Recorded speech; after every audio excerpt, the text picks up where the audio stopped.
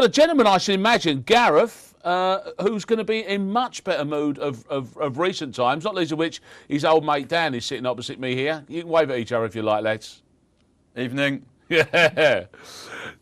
Gareth, the reason I make that point is because I think prior to the 2 games that you just won, and Harry saying we need to win 4 games, I don't think anyone was necessarily looking at much more than perhaps a point or 2 out of these 2 games. But suddenly you look like a bit like that. The best Spurs have been this year again. Yeah, that's a very interesting point you make. It is looking like the Tottenham team that played earlier in the season, and I've been quite surprised. And I must admit, the Bolton game was a bit of a litmus test for us. We haven't ever done well up at the Reebok. We usually get bullied. Kevin Davies usually does quite well. We took the lead. Bolton came back, and I think most fans were thinking, not again. Yeah. And suddenly a couple of quick goals, 4-1, probably was realistic in the scoreline because Bolton only really had 10 or 15 minutes in the game, but it perhaps shows that we've got a bit of steel on the road again. We go away to Aston Villa, who have been woeful, and then it's Fulham at home on the final day of the season. Can we get 6 points? We most certainly can. Will we? With Tottenham, we probably won't. Yeah, I think that's the typical Spurs sentiment that almost all Spurs fans seem to have. But let's say for a second you do get enough points and you come 4th. Will you think that a good season because you would have taken it at the beginning, or would you be aggravated with the messing around in the second half? Yeah, I think it's interesting, isn't it? You always make a season prediction, right at the start, and I thought 4th was realistic for us. However, what you have to do is you have to reassess in January when that transfer window is open and see if you can actually push on and see where you are, see where you're positioned.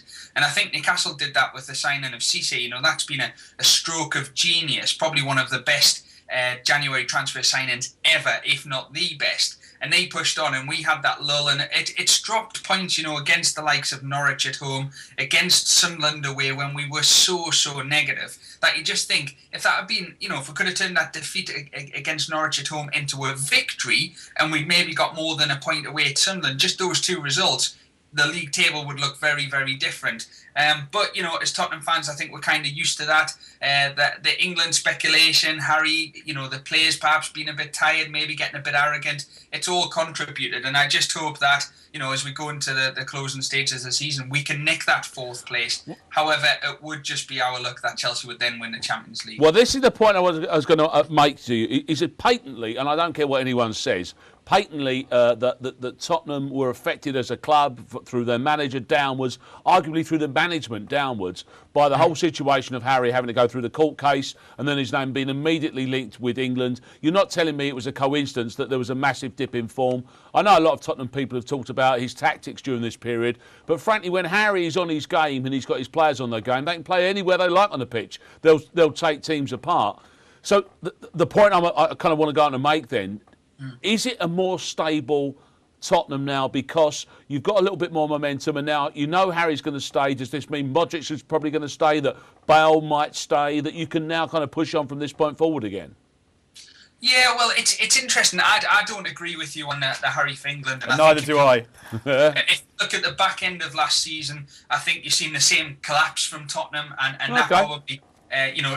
lightning does seemingly strike twice. Everyone's got their own opinions. Maybe it did, maybe it didn't. The Modric situation, the Bale situation, I think we'll lose at least one of them in the summer. And if one of them goes for big money, sort of 35, 40 million, I can kind of live with that because Daniel Levy's already stated many years ago that that's what they were going to do, bring them in relatively cheap and then sell them on. So I'm comfortable with that. But again, I think we're getting a little bit ahead of ourselves that we are going to finish in that 4th spot.